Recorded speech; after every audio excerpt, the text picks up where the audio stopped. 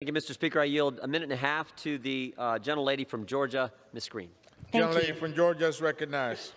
I rise in opposition to this bill. I find it shocking to hear language coming from my colleagues across the aisle accusing Republicans of the horrific shooting in Buffalo, when in fact the shooter's manifesto himself, he acted as a lone wolf. No Republican had anything to do with that. I also find it shocking to hear these accusations coming from the party that supported B.LM riots that caused over $2 billion in damage in cities and communities across the country.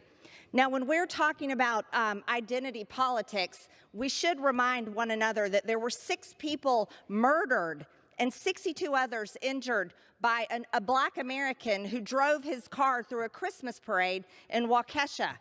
There was also a Black American that shot and injured 23 people on a New York City subway. I'm not hearing any of those examples as domestic terrorism from my colleagues across the aisle, and I don't understand why. I think these acts should be blamed on the people that are doing them, not on people's identity and their skin color.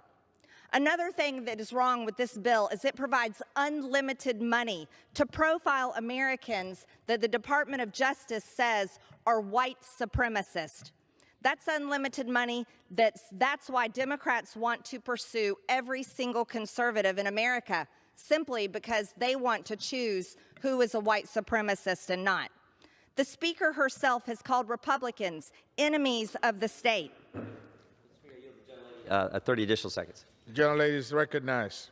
If the Speaker does not like Republicans' politics and considers us enemies of the state, we all know what domestic terrorist will mean to Democrats. That will mean anyone who stands in their way in their lustful quest for power.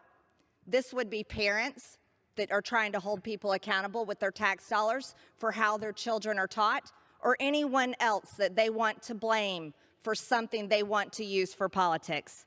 Thank you. I yield back. The gentlewoman reserves. The gentleman from New York is recognized. Mr. Speaker, I now yield 3 minutes to the gentleman from Rhode Island, a member of the Judiciary Committee, Mr. Cicilline. The gentleman from Rhode Island is recognized. Mr. Speaker, I rise in strong support of the Domestic Terrorism Prevention Act of 2021. We are at an important crossroads in this country. With white supremacy on the rise and violent extremists fueling each other's bigotry and hate, we're seeing an alarming increase in domestic terrorism fueled by this hatred. A recent analysis from the Center for Strategic and International Studies showed that in 2020, domestic terrorism in America was at its highest level since information started being collected nearly 30 years ago. In 2019, Michael McGarity, Assistant Director for the Counterterrorism Division of the FBI, stated, and I quote, "Racially motivated violent extremists are responsible for the majority of lethal attacks and fatalities perpetrated by domestic terrorists since 2000, end quote.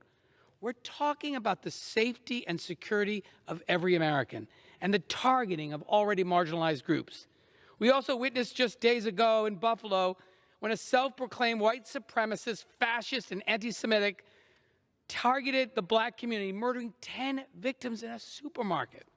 We saw this last year in Atlanta when a gunman attacked Asian women in spas. We saw it in the bomb threats at HBCUs and Jewish synagogues, and as terrorists have attacked Black churches, synagogues, and Sikh temples. We keep seeing it over and over again. Congress needs to act. And we can start today by passing the Bipartisan Domestic Terrorism Prevention Act. This legislation will create offices at the DOJ, FBI, and DHS to monitor, investigate, and prosecute cases of domestic terrorism. A long overdue update to not only help prevent these horrific crimes, but to also bring perpetrators to justice. This bill would also improve and streamline information sharing and training systems between different law enforcement agencies, including at the local and state level, to better our understanding of and response to incidents of domestic terrorism and white supremacy. And finally, it would establish an interagency task force to combat white supremacist infiltration of our military and federal law enforcement, a terrifying trend that we need to combat now before it gets any worse. I want to thank Representative Schneider for introducing this desperately needed legislation. I'm proud to be an original co-sponsor. Thank you to Chairman Nadler for his leadership, and I urge all my colleagues to support this important bill there should be a strong bipartisan vote to say no to white supremacy and domestic terrorism in America. And with that, I yield back. The gentleman reserves. The gentleman from Ohio is recognized. Thank you, Mr. Speaker. I yield 4 minutes to the gentleman from Texas, Mr. Roy. The gentleman from Texas is recognized. Thank you, Speaker. I thank the gentleman from Ohio. Here we sit on the floor of the House of Representatives, and we're talking about allegedly crime, but we're not talking about, of the 17,000 homicides last year, the 800 homicides in Chicago, the 562 homicides in Philadelphia, the 89 homicides in Austin, Texas, blowing away the former record of 59 homicides. In the 12 major cities that broke their homicide records in 2021, all have Democratic mayors. We're seeing it across the country. We're seeing the absolute destruction of law and order across the United States of America through the defunding of police, through the attack on police as we sit here in Police Week, undermining the ability to prosecute bad guys. Nobody in this chamber would say we shouldn't prosecute bad guys. As a former federal prosecutor, sign me up. Let's prosecute bad guys. I'm all for it. But we understand what this is actually about. We understand what propping up a domestic terrorism unit in this FBI, in this administration's federal government, what it's all about. Because we saw it in naked display last fall.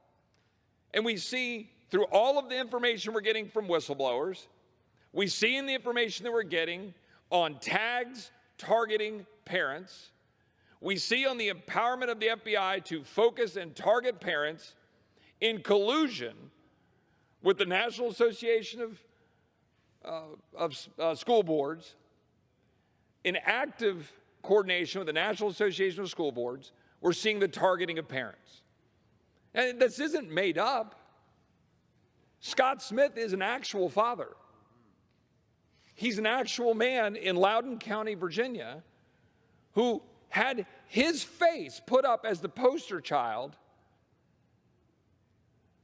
for an extremist activity by the FBI to target parents in coordination with that National Association of School Board.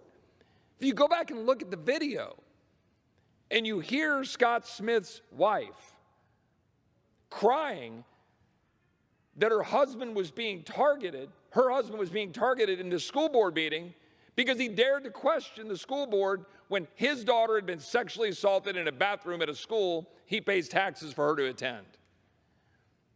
And then this administration had the audacity to make him the poster child to target parents with the power of the FBI. We know this happened. We've got the information from the School Board Association. We've got the whistleblower's account of the tags being used by the FBI to do it. So, as my colleague from Florida pointed out about what this is really about, it's about empowerment of the federal bureaucracy to target Americans. That's what it's about. It's questioning that you don't think right. It's the extension of thought crimes that is pervasive in this body that will allow the government to target us for what we believe, inherently undermining our fundamental rights as Americans to free speech, to freedom of association, to be able to engage, to be able to talk with each other without having our government target us. If a bad actor carries out bad acts, prosecute him, prosecute her. But you have to do that with police that are funded. You have to do it with district attorneys that will prosecute the crimes. And you have to be honest about saying we need to target criminals for criminal acts and not thought crimes. This is nothing more than empowering the federal government to police thought and speech in the United States of America, and we should oppose it roundly. I yield back.